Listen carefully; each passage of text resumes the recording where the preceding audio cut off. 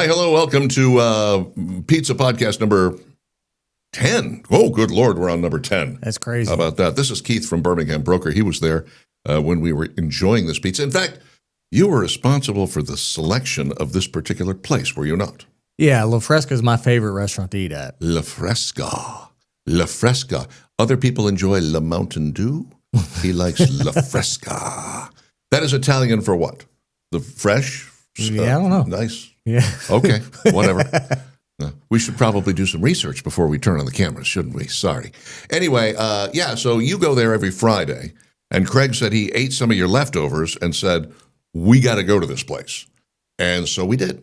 It was me and Steve, Keith here, Craig from Birmingham Broker as well, and then Matt, Steve's radio or a podcasting partner from the CRN Radio Network. Anyway, Valerie wasn't there because she was in the midst of moving, and so she actually missed one for the first time ever, and she was terribly missed, mostly because it was her turn to pay. So they had two different kinds of pizza. We usually get one pepperoni and one supreme, or works, or whatever they're calling it. Here they had the Diavola, which wasn't pepperoni. It was Salami. Salami. It's thin cut salami, very spicy, really, really good. I've liked that. That's the first time I think I've liked the pepperoni or the salami version more than the Supreme.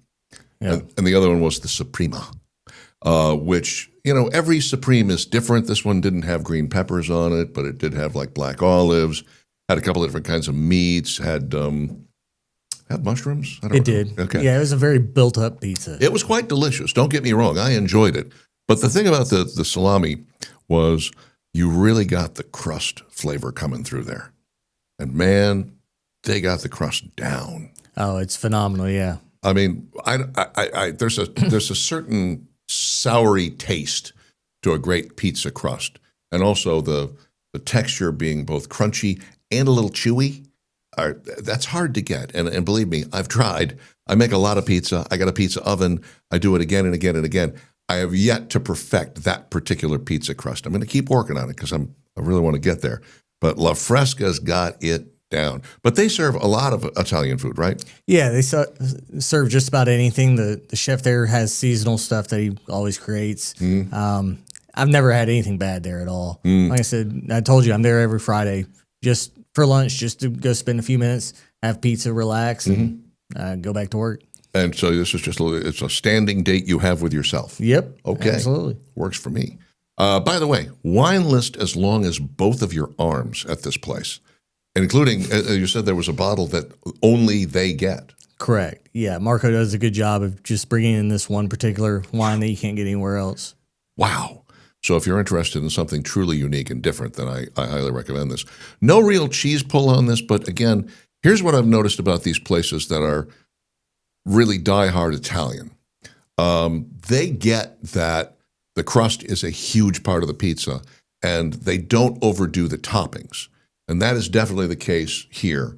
I thought the salami was good. It was evenly proportioned, but it didn't just cover up the entire pizza, The works, the Supreme version, had a little bit of everything on there, but not a lot of anything.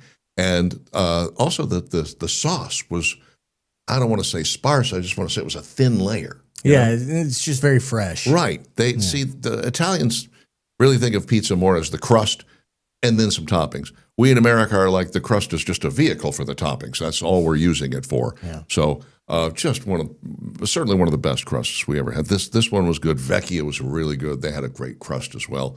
A couple of other places we've been to. And then there's some places where the crust was just crap. What are you going to do? We got two more of these.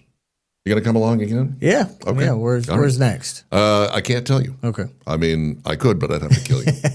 That's not true. We don't want anybody to be prepared for us. We want to show up and have the actual experience that everyone else is having. Because if they know Dixon and Vining are coming, they're going to be like, make sure this pizza's extra delicious.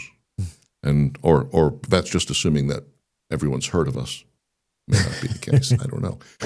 Birmingham Broker brings this to us every single week. It's the Dixon and Vining Mom and Pop Pizza Run.